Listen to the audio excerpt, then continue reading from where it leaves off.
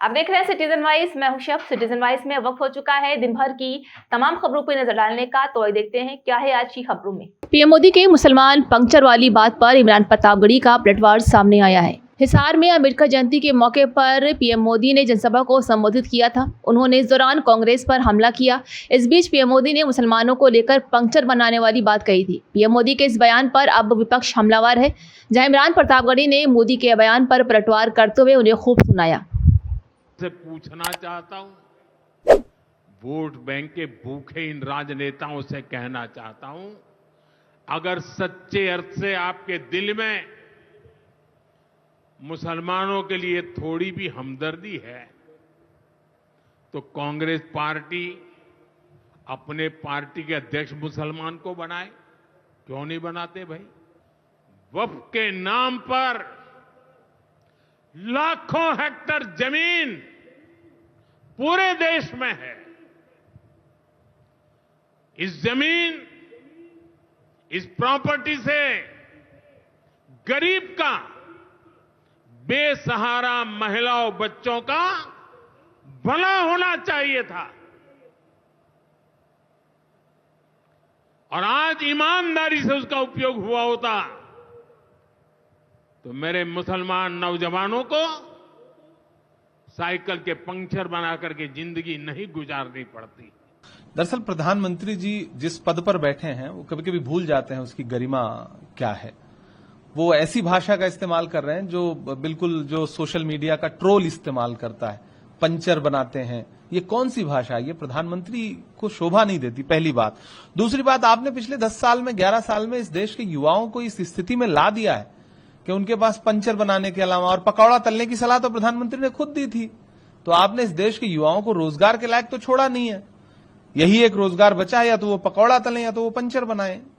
प्रधानमंत्री जी, मुसलमान सिर्फ पंचर नहीं बनाता है। मैं गिनाना शुरू करूंगा तो बहुत सारी चीजें ऐसी हैं कि मैं गिनाऊंगा कि मुसलमानों ने क्या क्या बनाया है, लेकिन ये समय वो समय नहीं है कि मैं ये चीजें गिनाऊं और आप तंज करें। कांग्रेस पर आप आरोप लगा रहे हैं कि कांग्रेस हमदर्दी रखती है। मैं आपसे पूछना चाहता हूं कि आप नफरत करते हैं क्या?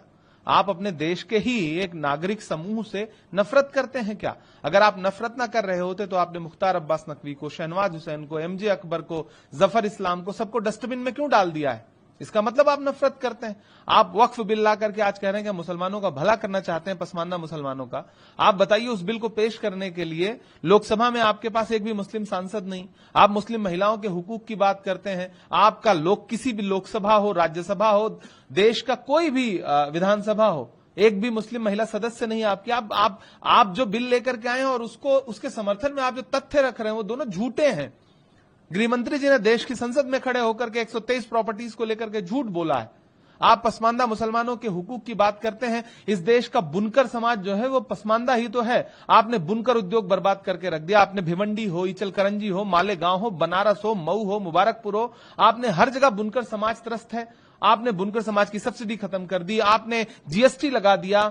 आपके संसदीय क्षेत्र बनारस में बुनकर समाज ईंट भट्टे पर काम करने के लिए मजबूर है। ये पसमानदा समाज के साथ आपने व्यवहार किया है। इस देश में पिछले 10 साल में मॉब लिंचिंग के शिकार जितने लोग हैं, मैं गिनाना शुरू करूं तो अखलाक से लेकर के, पहलू से लेकर के और तबरेज अंसारी तक सब पसमानदा समाज के ही तो लोग हैं।